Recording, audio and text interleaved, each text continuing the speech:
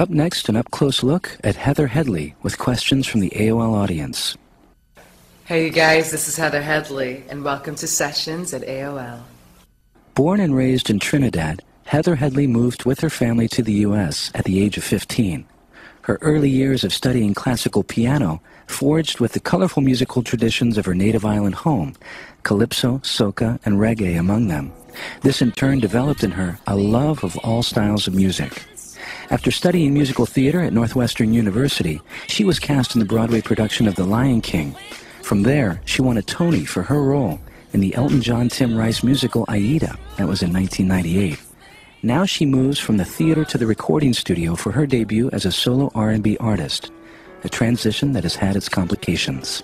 It was a little tough for me, I think, at times, because I was so accustomed to seeing like 1,600 people every night. And with the people there, you know, I always think like performance is symbiotic. I need you as much as, you know, you want to hear me. And so I used to love looking in the audience and see who was sleeping or laughing or get ready to throw something at me or crying or whatever. And so with the studio, you lose all of that. So I would take all the lights off in the studio and pretend I was back on stage and sing the songs, you know, and then it would work for me that way.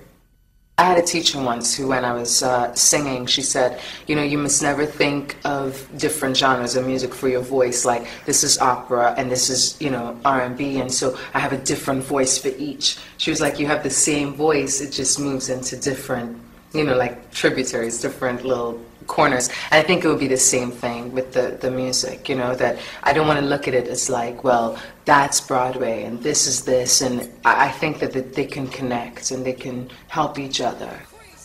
Despite growing up in Trinidad, she points to American singers and performers as early inspirations.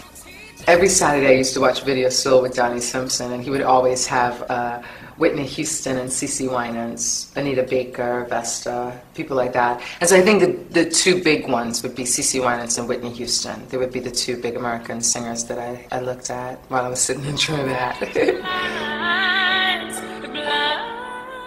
Now that she's concentrating on her career as a recording artist, would she contemplate a return to the Broadway stage?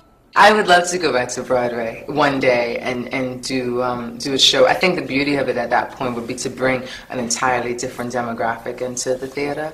I think there's nothing like the theater and being on stage, so I would love to at some point. Right now, you know, we'll do the album and then we'll go back.